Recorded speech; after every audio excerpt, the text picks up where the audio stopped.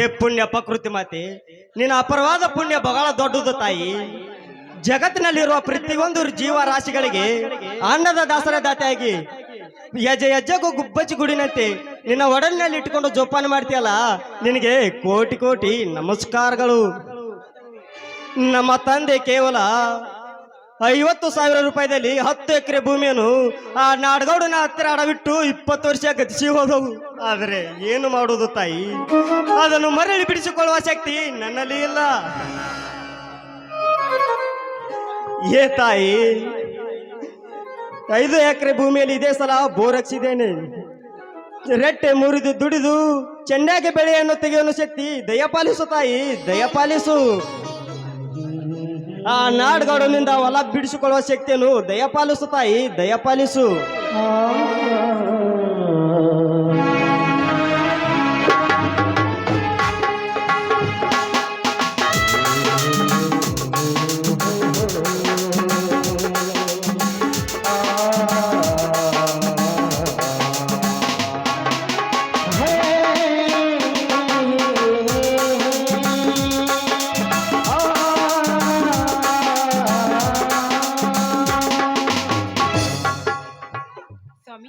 ಬನ್ನಿ ಸ್ವಾಮಿ, ಬಿಸಿಲಲ್ಲಿ ಹೊಲದಲ್ಲಿ ರಟ್ಟೆ ದುಡಿದು ಹಸಿವಾಗಿತ್ತು.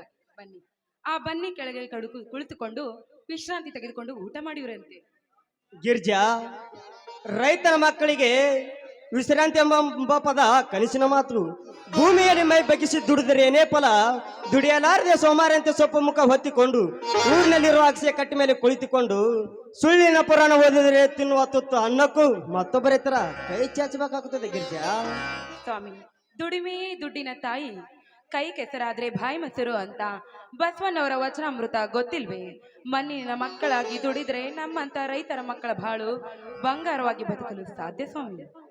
ಗಿರ್ಜಾ, ರೈತನ ಮಗ ಜನಸಾಗಿ ಬಂದ ಮೇಲೆ ಹೊಲದಲ್ಲಿ ಹಗಲು ರಾತ್ರಿ ದುಡಿದು ಅರಸನಾಗಿ ಉಂಡು ಮತ್ತೊಬ್ಬರಿಗೆ ಅನ್ನ ಹಾಕುವ ಕಾಯಕ ಆಗಬೇಕು ವಿನ ರೈತನ ಮಗ ದೊಡ್ಡವರ ಬೆನ್ನು ಕಾಯುವ ನಾಯಿಯಾಗಿ ಬದುಕಬಾರದು. ಗಿರ್ಜಾ, ನಾಯಿಯಾಗಿ ಬದುಕಬಾರದು.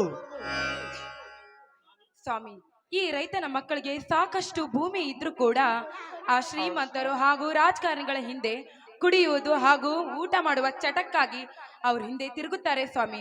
ಸೋಮಾರಿಗಳಾಗಿ ತಿರುಗುತ್ತಾರೆ ಸ್ವಾಮಿ ಈ ರೈತನ ಮಕ್ಕಳು.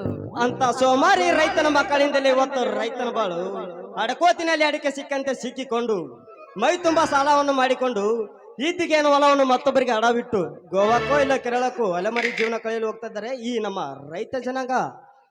ಸ್ವಾಮಿ, ಮಾತನಾಡ್ತಾ ಇಲ್ಲೇ ನಿಂತ್ಬಿಟ್ರೆ ಹೇಗೆ? ನಡೆಯಿರಿ, ನಾನು ಸ್ವಲ್ಪ ಮೇವು ಹಾಕಿ ಬರ್ತೀನಿ ಎತ್ತುಗಳಿಗೆ. ಗಿರ್ಜಾ, ಎತ್ತುಗಳ ಮೇಲೆ ಎಷ್ಟೊಂದು ಪ್ರೀತಿ ಅಕರೆ ಇದೆ ಚಿನ್ನ ನಿನಗೆ. ಮತ್ತೇನ್ರಿ, ಬಿಸಿಲು ಮಳೆ ಎನ್ನದೆ ಹಗಲು ರಾತ್ರಿ ಹೆಗಲ ಮೇಲೆ ನಗ ಇಟ್ಟುಕೊಂಡು ದುಡಿತಿರುವ ಆ ಯೋಗಿಗೆ ಇಷ್ಟೊಂದು ರೈತನ ಮಡದಿಯಾದ ನನ್ನ ಕರ್ತವ್ಯ ಅಲ್ವೇ? ಹೌದು ಕಣೆ, ಇರಲಿ. ಬೆಳಗ್ಗೆ ಎದ್ದು ಹೊಲದಲ್ಲಿ ರಟ್ಟೆ ಹೊಡೆದು ಯಾಕೋ ಮೈ ಕೈ ಒಂಥರ ನೋವಾಗಿದೆ. ಆ ನೋವು ಕಮ್ಮಿ ಮಾಡಿ ಔಷಧ ನಿನ್ನ ಹತ್ರ ಇದೆ ಜಾನೆ. ಅಯ್ಯೋ, ಔಷಧಿ ಕೊಡಲು ನಾನೇನು ಡಾಕ್ಟರ್ ಅಲ್ಲ ರೀ, ಪಕ್ಕ ರೈತನ ಮಡದಿನ. ಡಾಕ್ಟರ್ ಔಷಧಿ ಯಾರಿಗೆ ಬೇಕು? ಸಿಹಿ ಜೇನಿಗಿಂತ ಸಿಹಿಯಾದ ನಿನ್ನ ತುಟಿಗಳಿಂದ ಒಂದೇ ಒಂದು ಬಾರಿ ನೋವಿದ ಮೆಟ್ಟಿಗೆ ಸಿಹಿ ಮೂತ್ತು ಕೊಟ್ಟರೆ ಆ ನೋವು ಮಂಗಮಯ ಆಗುದು. ಗಿರ್ಜಾ, ಸಿಹಿ ಮುತ್ಬೇಕಾ? ಬನ್ನಿ ಮನೆಗೆ, ನಿಮ್ಗೆ ಎಷ್ಟು ಬೇಕೋ ಅಷ್ಟು ಮನೆಗೆ ಬನ್ನಿ, ಅಲ್ಲೇ ಕೊಡ್ತೀನಿ. ಇಲ್ಲೇ ಕೊಟ್ರೆ ನಿಮ್ಮ ಅಪ್ಪನ ಗಟ್ಟು ಹೋಗುತ್ತಾ? ಅಯ್ಯೋ ರೀ, ಹೊಲದಲ್ಲಿ ಎಲ್ಲಾ ರೈತರೇ ತುಂಬಿದಾರಿ, ಹಾಗಾಗಿ ನನ್ಗೆ ಸ್ವಲ್ಪ ನಾಚಿಕೆ ಎಂಬ ಪದವನ್ನು ನಲಿವಿನಲ್ಲಿ ಇಟ್ಟು ಹಿಗ್ಗಿನಿಂದ ಓಡುತ್ತಾ ಬಂದಪ್ಪಿಕೋ ನನ್ನನ್ನು. ಮತ್ತೆ ದೇವರ ಆಜ್ಞೆಯನ್ನು ಮೀರುದುಂಟೆ? ನಿಮ್ಮಿಷ್ಟಾನೇ ನನಗೆ.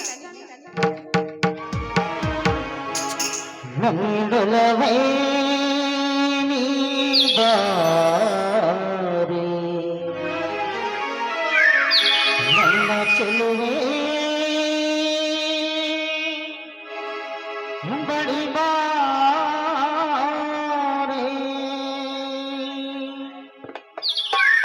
बड़ी बंदो सिही मुट्टू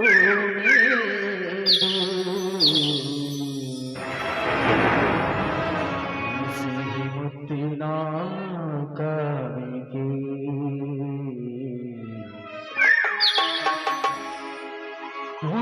बारे नन सनी है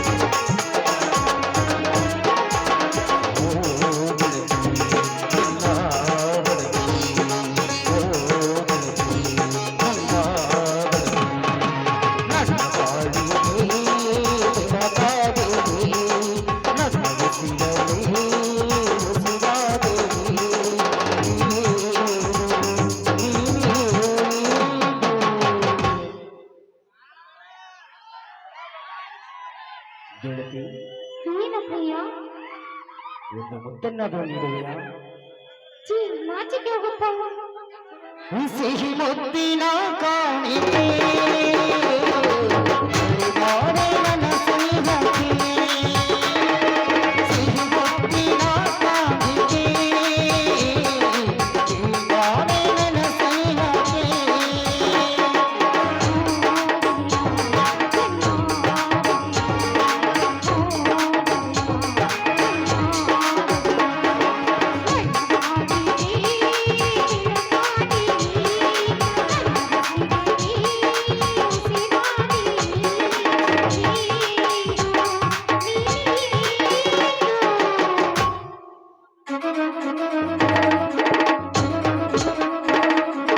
ಸಿಹಿ ಮುತ್ತಿನ ಕಾಣಿಕೆ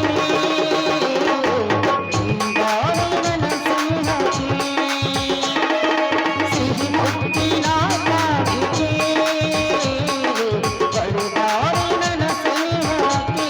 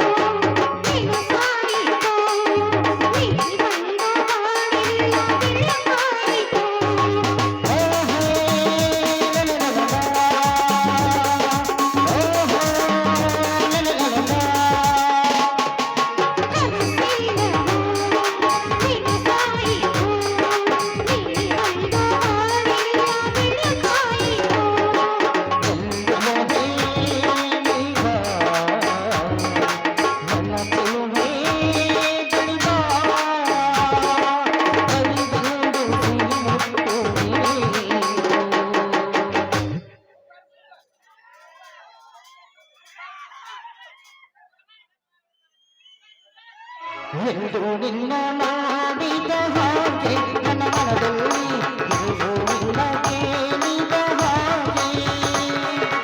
ಎಂದು ನಿನ್ನ ಮಾಡಿದ ಹಾಗೆ ನನ್ನ ಎದೆಯಲ್ಲಿ ಎಂದು ನಿನ್ನ ಸೇರಿದ ಹಾಗೆ. ಅಂತರಾಳದಲ್ಲಿ ನೀನು ನೂರು ನೆನಪು ನನಗೆ.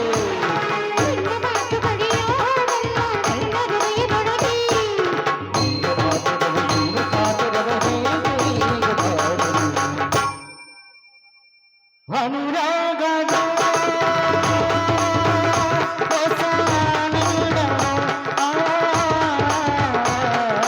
ಬಹು ಜನ್ಮದ ನಮ್ಮ ಅನುಬಂಧ ಹೂವಾಗಿ ಬರು ಹೂವಾಗಿ ಏನಾಗಿ ಮನ ಜೇನಾಗಿ ಇಂಧನದ ಸಾಗರವೇ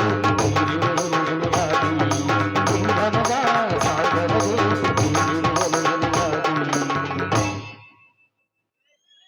ಶಿಲೆಗಳು ಸಂಗೀತವ ಹಾಡಿವೆ. ಶಿಲೆಗಳು ಸಂಗೀತವ ಹಾಡಿವೆ. ಬೇಲೂರ ಗುಡಿಯಲ್ಲಿ ಕೇಶವ ನುಡಿಯಲ್ಲಿ ಬೇಲೂರ ಗುಡಿಯಲ್ಲಿ ಕೇಶವ ನುಡಿಯಲ್ಲಿ ಅನುದಿನ ಅನುಕ್ಷಣ ಕುಣಿಯುತ್ತಲೇ ಶಿಲೆಗಳು ಸಂಗೀತವ ಹಾಡಿವೆ. ಶಿಲೆಯಲ್ಲಿ ಕಲೆಯನ್ನು ಸೆರೆ ಹಿಡಿಯುವ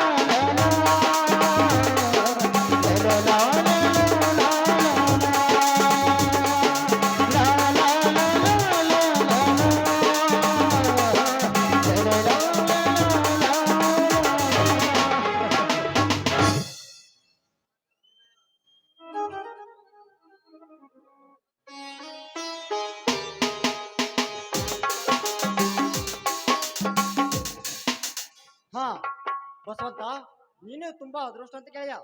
ಬಾರೋ ಸಿಂಧೂರ ಹುಲಿರಾಯ. ಬಸವಂತ, ಇದ್ದ 5 ಎಕರೆ ಹೊಲದಲ್ಲಿ ಬೋರ್ ಹಾಕಿಸಿ ಕಣ್ಣಿಗೆ ನಿದ್ರೆ ಇಲ್ಲದೆ, ದೇಹಕ್ಕೆ ಅನ್ನ ನೀರು ಅರಿವಿಲ್ಲದೆ, ಗಂಡ ಹೆಂಡತಿ ಚೆನ್ನಾಗಿ ದುಡಿದು ಒಳ್ಳೆ ಬೆಳೆ ತೆಗೆದು ಹೊಟ್ಟೆ ತುಂಬ ಊಟ ಕಂಟ್ರ ಮೇಲೆ ನಿದ್ರೆ ಮಾಡಿ ಜೀವನವನ್ನು ಆರಾಮಾಗಿ ಕಳಿಬೇಕಾದ್ರೆ ಆ ದೇವರ ಅನುಗ್ರಹ ಐತಿ. ಆದರೆ ಸರ್ಕಾರ ಕೊಟ್ಟ ವಾಲಿಕರ ಜಮೀನನ್ನು ನನ್ನ ತಂದೆಯನ್ನು ಹೆದರಿಸಿ ಬೆದರಿಸಿ ಮೋಸದಿಂದ ಬರೆಸಿಕೊಂಡ ಬಂಡತನದಿಂದ ಲಂಡನ್ ಅಂತೆ ಈ ಸುತ್ತು ಹಳ್ಳಿಗಳಿಗೆ ರಾಜ್ಯರೋಷಾಗಿ ಮೆರೆಯುತ್ತಿದ್ದಾನಲ್ಲ ಈ ಊರ ದಳಪತಿ. ಆ ದಳಪತಿ ನನ್ನ ಜೀವನವನ್ನೇ ಮತ್ತೊಬ್ಬರ ಮನೆಯಲ್ಲಿ ಜೀತದಾಳಾಗಿ ದುಡಿಯುವಂತೆ ಮಾಡಿದ ನನಗೆ ಗೆಳೆಯ ಮಾಡಿದನಲ್ಲ. ಸಿಂಧೂರ, ಆ ನಾಡುಗೌಡ ನಮ್ಮ 10 ಎಕರೆ ಭೂಮಿಯನ್ನು ಬಂಡತನದಿಂದ ಬರೆಸಿಕೊಂಡಿದ್ದಾನೆ. ಅಷ್ಟೇ ಅಲ್ಲ, ಈ ಸಮಾಜದಲ್ಲಿ ರೈತರಿಗೆ ಸಾಕಷ್ಟು ಅನ್ಯಾಯ ಮಾಡಿದ್ದಾನೆ. ಅವನ ಕೆಟ್ಟ ಚರಿತ್ರೆ ಪುಸ್ತಕವೇ ನನ್ನ ಹತ್ರ ಇದೆ. ಅದಕ್ಕಾಗಿ ನಮ್ಮ ಮನೆತನದ ಮೇಲೆ ಅವನಿಗೂ ಸ್ವಲ್ಪ ಅಂಜಿಕೆ ಇದೆ. ಸಿಂಧೂರ, ಆ ಬಡ ರೈತರ ಮೇಲೆ ಅನ್ಯಾಯ ಮಾಡುವ ನಾಡಗೌಡನ ಮೇಲೆ ಸಿಡಿದೇಳ್ಬೇಕಾದರೆ ನನ್ನೊಂದಿಗೆ ಕೈ ಜೋಡಿಸುವರು ಎನ್ನುವ ಕೊರಗು ಕಾಡದಲ್ಲಿದೆ ಗೆಳೆಯ, ಕಾಡುತ್ತಲೇ ಇದೆ. ಹೌದಪ್ಪ ಸಿಂಧೂರ, ದೊಡ್ಡವರನ್ನು ಎದುರು ಹಾಕಿಕೊಳ್ಳೋದು ಒಂದೇ, ಆಲದ ಮರವನ್ನು ಮೈ ಮೇಲೆ ಕಡಿಕೊಳ್ಳೋದು ಒಂದೇ. ಮೊದಲೇ ಆ ನಾಡುಗೋಡ ಇಡೀ ಹೊಳೆ ಸಾಲಿಗೆ ಹುಲಿ ಇದ್ದಂತೆ ಅವನು. ಗಿರಿಜಾ, ಆ ನಾಡುಗೌಡ ಒಳ್ಳೆ ಸಾಲಿಗೆ ಹುಲಿ ಅಂದು ಅಂಜಿ ಕೈ ಕಟ್ಕೊಂಡು ಮನೆಯ ಮೂಲೆ ಹಿಡಿದುಕೊಂಡು ಕುಳಿತರೆ ಈ ಸುತ್ತು ಹಳ್ಳಿಯ ರೈತರ ಮಕ್ಕಳ ಗೋಳಾಟ ತಿಳಿವರೆ ಯಾರು ಗಿರಿಜಾ? ತಿಳಿವರೆ ಯಾರು ಹೇಳು? ನೋಡಿ, ಮೊದಲೇ ಆ ನಾಡ್ಗೋಡ ಹಣದ ದರ್ಪದಿಂದ ಸತ್ತ ಹೆಣ ಸಹ ಮಾತಾಡ್ತಾನೆ. ಅಂತದ್ರಲ್ಲಿ ಊರು ಸಬರಿ ನಮ್ಗೇಕ್ರಿ, ನೀವೇನ್ ತಲೆ ಕೆಡಿಸ್ಕೋಬೇಡಿ. ಗಿರಿಜಾ, ನಾವು ಅಷ್ಟೇ ಚಂದ ಇರೋಣ ಎನ್ನುವ ಗುಣ ಕ್ಷಣಿಕ ಮಾತ್ರ. ಎಲ್ಲಾ ಜನರ ಹಿತಾಸಕ್ತಿ ಬಯಸುವ ಬುದ್ಧಿ ಇರಬೇಕು. ಆ ನಾಡಗೌಡನ ದಬ್ಬಾಳಿಕೆಗೆ ಎಷ್ಟೋ ಬಡ ರೈತರು ಹೊಲ ಮನೆ ಕಳೆದುಕೊಂಡು ಇಂದಿಗೂ ಬೀದಿ ಬೀದಿಯಲ್ಲಿ ತುತ್ತು ಅನ್ನಕ್ಕೆ ಮತ್ತೊಬ್ಬರ ರೈತರ ಕೈ ಚಾಚುತ್ತಿದ್ದಾರೆ ಗಿರಿಜಾ. ಅಂದ ಮೇಲೆ ಆ ಕೆಟ್ಟ ಸರ್ಪದ ಹಲ್ಲು ಕಿತ್ತ ಬಿಸಾಕಿದಾಗಲಿ ಈ ನಮ್ಮ ರೈತ ಜನಾಂಗ ನೆಮ್ಮದಿಯಿಂದ ಬದುಕಲು ಸಾಧ್ಯವಾಗುತ್ತದೆ ಗಿರಿಜಾ. ಹೋಗಲಿ ಬಿಡು ಬಸವಂತ, ಪಾಪ ಅತ್ತಿಗೆ ಮಗ ಏನು ಗೊತ್ತು, ಆ ನಾಡುಗೋಡನ ಕರಾಳ ರಾತ್ರಿಗಳು ಭೂಮಿಯಲ್ಲಿ ಕಷ್ಟಪಟ್ಟು ದುಡಿದು ಗೌತಮನನ್ನು ಒಳ್ಳೆ ವಿದ್ಯಾವಂತನಿಗೆ ಮಾಡಿದೆಯಾ. ಇನ್ನು ಸ್ವಲ್ಪ ದಿನಗಳಿಗೆ ಗೌತಮ್ ನೌಕರಿ ಸೇರಿಕೊಂಡ ಮೇಲೆ ನೀ ಇಬ್ಬರು ಮನೆಯಲ್ಲಿ ಕುಳಿತುಕೊಂಡು ಜೀವನ ಕಳೆಯಬಹುದು.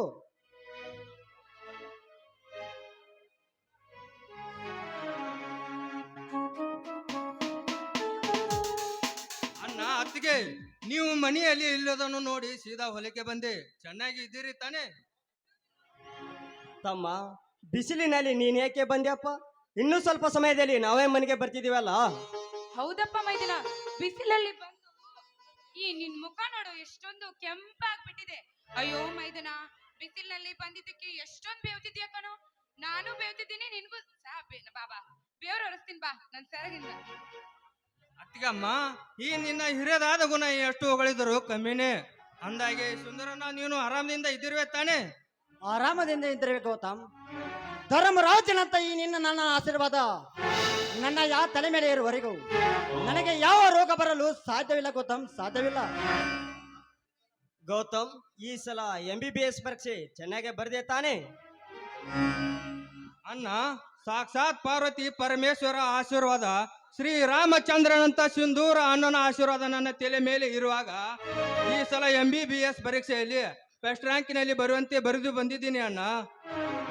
ತಮ್ಮ, ಚೆನ್ನಾಗಿ ಪಾಸಾಗಿ ನೀನು ಒಬ್ಬ ಒಳ್ಳೆಯ ಡಾಕ್ಟರ್ನಾಗಿ ಬಂದು ಈ ಹಳ್ಳಿಯ ಬಡ ರೈತರಿಗೆ ಉಚಿತ ಸೇವೆ ಮಾಡಿದಾಗಲೇ ಈ ನಿನ್ನ ಅನ್ನ ಅದಕ್ಕೆ ಕಷ್ಟಪಟ್ಟು ಒದಿಸಿದ್ದಕ್ಕೂ ಸಾರ್ಥಕಾಗದೆ ತಮ್ಮ. ಹೌದು ಗೌತಮ್, ನಿನಗೆ ಸಾಕಷ್ಟು ಹಣ ಖರ್ಚು ಮಾಡಿ ಒಳ್ಳೆ ವಿದ್ಯಾವಂತನಾಗಿ ಮಾಡಿದ ನಿನ್ನ ಅಣ್ಣ ಅತ್ತಿಗೆ ಋಣವನ್ನು ತೀರಿಸಬೇಕಾದ್ರೆ ಈ ಹಳ್ಳಿಯಲ್ಲಿ ಒಂದು ಆಸ್ಪತ್ರೆ ತೆಗೆದು ರೋಗಿಗಳಿಗೆ ಉಚಿತ ಸೇವೆ ಮಾಡುವ ನಿಸ್ವಾರ್ಥಕ ಡಾಕ್ಟರ್ ಆಗಬೇಕು ಗೌತಮ್, ಡಾಕ್ಟರ್ ಆಗಬೇಕು. ಆಯ್ತು ಸುಂದರಣ್ಣ, ನಿನಗೂ ಸಾಕಷ್ಟು ಹೊಲ ಮನಿ ಇದ್ದರು ಏನು ಇಲ್ಲದಂತೆ ಆ ದೇಸಾಯಿ ಮನೆಯಲ್ಲಿ ಜೀತದಾಳಾಗಿ ದುಡಿತಿರುವಲ್ಲ, ಅದಕ್ಕೆ ಕಾರಣ ಏನೆಂದು ನಾನು ತಿಳಿದುಕೊಳ್ಳಬಹುದೇ? ಗೌತಮ್, ಸಿಂಧೂರ್ನ ಹಳೆಯ ನೆನಪುಗಳನ್ನು ಬುದ್ಧಿಯನ್ನು ಬಿಚ್ಚಿಸಿ ಅವನ ಮನಸ್ಸಿಗೆ ಮತ್ತಷ್ಟು ನೋವುಂಟು ಮಾಡಬೇಡ, ತಿಳಿಯೈತಿ? ಕೇಳಲೆ ಬಿಡು ಬಸವಂತ. ಗೌತಮ್, ನಾನು ಈ ಸ್ಥಿತಿಗೆ ಬರಲು ಕಾರಣ ಯಾರೆಂದು ಹೇಳುತ್ತೇನೆ ಕೇಳು. ಈ ಸುತ್ತು ಹಳ್ಳಿಗಳಲ್ಲಿ ಧರ್ಮದ ದಾರಿಯನ್ನು ತಪ್ಪಿ ಅಧರ್ಮದ ತಂದರ ಮನೆ ಕಟ್ಟಿಕೊಂಡು ಸೊಕ್ಕಿನದ ರೀತಿ ನೀತಿ ತಪ್ಪಿ ಕರ್ಮದ ಉಪ್ಪಿಗೆರಲ್ಲಿ ಬಂಡ ತಂದ ಬಡಿವಾರು ಕೊಚ್ಚುಕೊತ್ತಿದ್ದಾನಲ್ಲ ಆ ಅಲಕ ನನ್ನ ಮಗ ನಾಡುಗೋಡ ದೇವ್ರಂತ ನನ್ನ ತಂದೆ ಅವನ ಕೈ ಕೆಳಗೆ ವಾಲಿಕರ ಕೆಲಸ ಮಾಡುವಾಗ ಅವನನ್ನು ಹೆದರಿಸಿ ಬೆದರಿಸಿ ಅವನ ಕೈಯಿಂದ ಕೊಟ್ಟಿರುವುದು ಮಾಡಿಸಿಕೊಂಡು ಲಗಾಮಿಲ್ಲದ ಬಿಸಿಲು ಕುದುರೆಯನ್ನು ಏರಿ ಈ ಹಳ್ಳಿಗಳಲ್ಲಿ ಹಸುರಿನಂತೆ ಮೆರೆಯುತ್ತಿದ್ದಾನಲ್ಲ ಅವನಿಂದ ನನಗೆ ಸ್ಥಿತಿ ಬಂದಿದೆ ಗೌತಮ್ ಬಂದಿದೆ. ಅಳಬೇಡ ಸಿಂಧೂರಣ್ಣ, ಅಳಬೇಡ. ನಾವೆಲ್ಲರೂ ನಿನ್ನೊಂದಿಗೆ ಇದ್ದೇವೆ. ಸಿಂಧೂರ, ಕಾಲಚಕ್ರ ತಿರುಗುತ್ತಲೇ ಇರುತ್ತದೆ, ಇಲ್ಲಿ ಯಾವುದೂ ಸ್ಥಿರವಲ್ಲ. ನೀನು ತೊಟ್ಟ ಛಲದ ಬಲದ ರೇಖೆ ನಿನ್ನ ಬೆನ್ನೇರಿ ಬರ್ತಿದೆಯೋ ಎನ್ನುವ ನಂಬಿಕೆಯು ನನಗೂ ಇದೆ. ಯಾವುದಕ್ಕೂ ಹೆದರಬೇಡ, ಯಾರಿಗೆ ಸೊಂಟ ಕೊಡಬೇಡ, ಧೈರ್ಯವೇ ಸಾಧನಂ, ಚಿಂತಿಸಬೇಡ. ಚಿಂತೆ ಬಸವಂತ ನನಗಿರೋದು ಒಂದೇ ಒಂದು ಚಿಂತೆ. ನಮ್ಮ ಇಡೀ ವಂಶವನ್ನು ಹಕ್ಕಿನಲ್ಲಿ ಹಾಕಿ ಹಳ್ಳಿಗಳಲ್ಲಿ ಮದವೇರಿದ ಮದ್ದಾನೆ ಅಂತ ರತ್ನ ಸಿಂಹಾಸನದ ಕುಳಿತುಕೊಂಡು ಒಳ್ಳೆ ಸಾಲಿಗೆ ಅಧಿಪತಿಯಾಗಿ ಕರಿಮದ ಅಧಿಕಾರ ನಡೆಸುವ ನಾಡುಗಣ ರಂಡವನ್ನು ಇದೇ ಕೋಟೆಯಿಂದ ಚೆಂಡವರೆಗೂ ನನ್ನ ಕಣ್ಣಿಗೆ ನಿದ್ರೆ ಇಲ್ಲ. ಎಲ್ಲಿ ನಿಂತ್ರು ಕುಂತ್ರು ಮಕ್ಕಳು ಅವ್ರದೇ ಚಿಂತೆ. ಆ ಚಿಂತೆ ಮಾವಾಗಬೇಕಾದ್ರೆ ಆ ನಾಡುಗಳಿಗೆ ಅಂತದ ಮಂಗರ್ತಿ ಎತ್ತಲೇಬೇಕು. ಬಸವಂತ ಮಂಗರ್ತಿ ಎತ್ತಲೇಬೇಕು. ಸಿಂಧೂರ, ಈ ಕಾಲ ಬಹಳ ಕೆಟ್ಟದು. ನಾ ಇಬ್ರು ಆಡುವ ಆಟದಲ್ಲಿ ಸ್ವಲ್ಪ ಮಿಸ್ ಆಯ್ತು ಅಂದ್ರೆ ಸೊಂಟ ಮುರಿದುಕೊಂಡು ಮನೆಯ ಮೂಲೆ ಸೇರಬೇಕಾಗುತ್ತದೆ.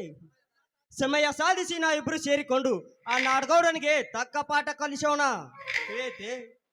ಆ ನಾಡುಗ ನಂದಾದೀಪ ನಂದಿಸಬೇಕಾದ್ರೆ ನಾನು ಕೈಯಲ್ಲಿ ಕೋಟೆ ಹಿಡಿದುಕೊಂಡು ಕ್ರಾಂತಿವೀರ ಸಂಗೊಳ್ಳಿ ರಾಯಣ್ಣಂತೆ ಅವನ ಕರ್ಮದ ಅರಮನೆ ಕಾಲಿಡಲೇಬೇಕು. ಈ ಸುತ್ತು ಹಳ್ಳಿಗಳಲ್ಲಿ ನಾನು ಧರ್ಮಶಾಂತಿ ಎಂಬ ಸತ್ಯದ ದೀಪ ಹಚ್ಚಲೇಬೇಕು. ಈ ಸಮಾಜದಲ್ಲಿ ಆ ನಾಡುಗಳ ಅನ್ಯಾಯ ಗುಡ್ಡದಷ್ಟು ಎತ್ತರಕ್ಕೆ ಬೇತಾ ಇದೆ. ಆ ಬೆಳೆಯುವ ಗುಡ್ಡವನ್ನು ಸಕಂತದ ಹಗಿದು ದಳಪಷ್ಟು ಮಾಡೋದೇ ಸಿಂಧೂರ್ನಂತೆ. ಸಿಂಧೂರ, ನೀನು ಹೋರಾಡುವ ಆ ಕ್ರಾಂತಿಗೆ ಆ ದೇವರು ಒಳ್ಳೇದ್ ಮಾಡ್ಲಿ ಅಂತ ಹಾರೈಸ್ತೀನಪ್ಪ ನಾನು. ಅತ್ತಿಗಮ್ಮ, ಹೊಟ್ಟೆ ಹಸುವಿನಿಂದ ತುಂಬಾ ತಳಮಳಿಸುತ್ತದೆ, ಬೇಗನೆ ಊಟಕ್ಕೆ ಬಡಿಸು. ಸಿಂಧೂರ, ನೀನು ಊಟ ಮಾಡಬಾರಪ್ಪ. ಗೆಳೆಯ, ಊಟ ಮಾಡು ಮುನ್ನ ಈ ಹಸಿರು ತುಂಬಿಕೊಂಡು ನಿಂತಿರುವ ಗೀತೆ ತಾಯಿ ಮಡಿಲಲ್ಲಿ ಎಲ್ಲರೂ ಕೂಡಿಕೊಂಡು ಒಂದು ಗೀತೆ ಹಾಡೋಣವೇ? ಹೌದು ಅಣ್ಣ, ನಮ್ಮ ಮಂದಿಗೆ ಅತ್ತಿಗೆ ಮನೆ ಹೆಜ್ಜೆ ಹಾಕಿ ಕುಣಿಯಬೇಕು ಅನ್ನೋದೇ ನನ್ನ ಆಸೆ. ಆಯ್ತಪ್ಪ ಮೈದುನ, ನಿನ್ನ ಆಸೆ ನಾನೇಕೆ ನಿರಾಸೆ ಮಾಡ್ಲಿಕ್ಕನು? ನಿನ್ನ ಇಷ್ಟನೇ ನನ್ನ ಇಷ್ಟ.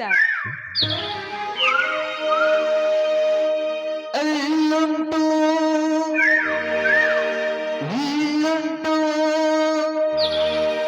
ಎಂದು ಕಾಣದ ದೇವರನ್ನು ಹುಡುಕುವುದು ಏಕೆ? ಹರಿಯುವ ನೀರಲ್ಲಿ ಮುಳುಗಿ ಇಡುತ್ತಾ ಹೊತ್ತು ಕಾಣದಿರುವ ಕಲ್ಪನೆ